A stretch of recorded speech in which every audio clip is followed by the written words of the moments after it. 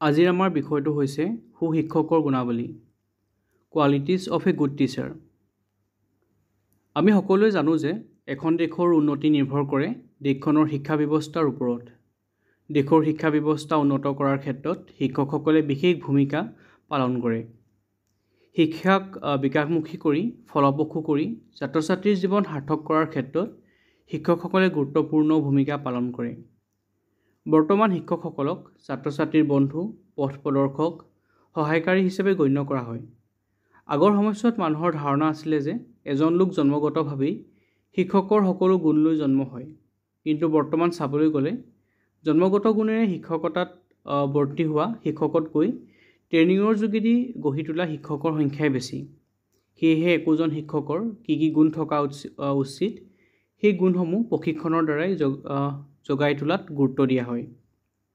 সাধাৰণতে চাব গ'লে এজন শিক্ষকৰ গুণবোৰৰ কথা ক'বলৈ গ'লে দুটা ভাগত ভাগ কৰিব পাৰি। এটা হৈছে ব্যক্তিগতভাৱে শিক্ষকজনৰ কি গুণ থাকিব লাগে আৰু আনটো হৈছে শিক্ষকতাৰ বৃত্তিটোৰ ফালৰ পৰা তেওঁৰ থাকিবলগীয়া প্ৰয়োজনীয় গুণবোৰ। এতিয়া চাওঁ প্ৰথমে ব্যক্তিগত গুণবোৰ কি হোৱা উচিত। প্ৰথমটো হৈছে ব্যক্তিত্ব। শিক্ষক এজন সদায় সুব্যক্তিত্বৰ অধিকাৰী হ'ব লাগিব। সুস্থ ব্যক্তিত্বৰ অধিকাৰী হ'বলৈ হ'লে শিক্ষকজন সৎ আচৰণ, আগ্ৰহ, অনুভূতি, সহানুভূতি, আশাবাদী, সহনশীলতা আদিৰ দৰে গুণবোৰৰ অধিকাৰী হ'ব লাগিব। ইয়াৰ উপৰিও শিক্ষকৰ থাকিবলগীয়া আন এটা গুণ হ'ল চাতুৰ্য আৰু বাগ্মিতা। এজন শিক্ষকৰ কথা কোৱাৰ বা কোনো এটা কথা উপস্থাপন কৰাৰ ষ্টাইলটোৰ ওপৰতো বিষয় এটা বুজি পোৱা নোপোৱাৰ কথা জড়িত হৈ থাকে। শিক্ষকজনে যদি সুন্দৰ, সুস্পষ্ট আৰু আকৰ্ষণীয়ভাৱে উপযুক্ত গতিত কথা কয় বা তেওঁৰ কথা কোৱাৰ যোগ্যতা থাকে, তেতিয়া বিষয় এটা ছাত্ৰ ছাত্ৰীৰ কাৰণে সিমানেই আগ্ৰহী বা মনোগ্ৰাহী হৈ উঠে। ইয়াৰ পাছৰ আন এটা গুণ হৈছে পোচাক পৰিচ্ছদ। শিক্ষকজন সুস্বাস্থ্যৰ অধিকাৰী হোৱাৰ লগতে তেওঁৰ পোচাক পাতিও সদায় পৰিষ্কাৰ মাৰ্জিত হ'ব লাগে। কাৰণ ছাত্ৰ ছাত্ৰীয়ে সদায় শিক্ষকসকলক অনুসৰণ কৰে বা তেওঁৰ দৰে শিক্ষকজনৰ দৰে হ'বলৈ তেওঁলোকে সদায় চেষ্টা কৰে।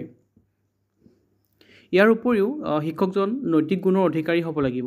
তেওঁৰ সদায় নিজৰ দায়িত্ব, নিজৰ কৰ্তব্য সুন্দৰভাৱে পালন কৰিবৰ কাৰণে যত্নপৰ হ'ব লাগিব। এতিয়া চাওঁ শিক্ষকৰ বৃত্তিগত গুণবোৰ কি থকা উচিত। যিহেতু টিচিং এটা প্ৰফেশ্যন হয়, গতিকে এই প্ৰফেশ্যনটোৰ লগতো জড়িত কিছুমান গুণ আছে, যিবোৰ গুণ এজন শিক্ষকৰ থকাটো অতি প্ৰয়োজনীয়। এই গুণবোৰৰ ভিতৰত এটা গুণ হৈছে যোগ্যতা। এজন শিক্ষকৰ শিক্ষকতাৰ বাবে প্ৰয়োজনীয় সকলো দিশৰ যোগ্যতা থাকিব লাগিব।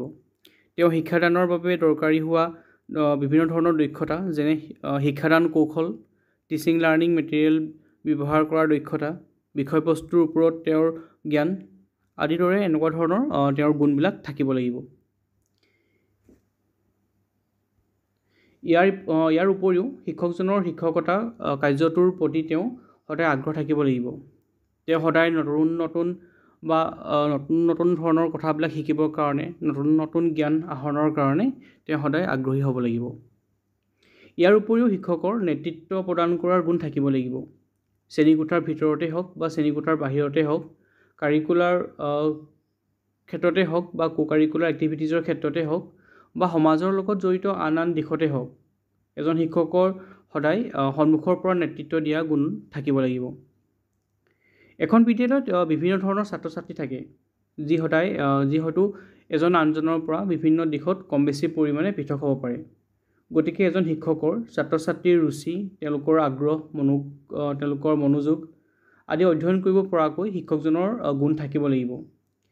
ছাত্ৰ ছাত্ৰীৰ যিবিলাক মনোবৈজ্ঞানিক দিশ আছে, সেই দিশবোৰৰ বিষয়ে শিক্ষকজনে ভালকৈ যদি জানে, তেতিয়াহে তেওঁ উপযুক্তভাৱে উপযুক্ত পদ্ধতি, উপযুক্ত প্ৰণালী ইউজ কৰি পিনি ছাত্ৰ ছাত্ৰীসকলক উপযুক্ত শিক্ষা প্ৰদান কৰিব পাৰিব। ইয়াৰ উপৰিও শিক্ষকে ছাত্ৰ ছাত্ৰী, অভিভাৱক, তেওঁ শিক্ষকৰ নিজৰ সহকৰ্মী আদি সকলোৰে লগত সহযোগিতা ৰক্ষা কৰি চলিব পৰাকৈ তেওঁ সহযোগিতাৰ গুণ থাকিব লাগিব। ইয়াৰ উপৰিও শিক্ষকজনে সদায় ছাত্ৰ ছাত্ৰীৰ লগত নিৰপেক্ষভাৱে তেওঁলোকৰ লগত ব্যৱহাৰ কৰিব লাগিব। কোনো ছাত্ৰ ছাত্ৰীক যদি তেওঁলোকে পক্ষপাত কৰে তেতিয়া শিক্ষাদান কাৰ্যটো ব্যাঘাত হোৱা দেখা যায়। গতিকে এজন শিক্ষকে সকলো ছাত্ৰ ছাত্ৰীকে সমানভাৱে ভাবি সকলোৰে লগতে এক নিৰপেক্ষ দৃষ্টিভংগী গ্ৰহণ কৰি পিনি তেওঁলোকক শিক্ষাদান কৰিব লাগিব। গতিকে তেওঁৰ পক্ষপাতিত্বহীন যিটো গুণ থাকে সেইটো থাকিব লাগিব। গতিকে আমি এজন শিক্ষকৰ থাকিবলগীয়া তেওঁৰ ব্যক্তিগত আৰু বৃত্তিগত দুয়োটা গুণৰ বিষয়ে আজি আলোচনা কৰিলোঁ। আশা কৰোঁ আপোনালোকে পাঠটো ভাল পালে।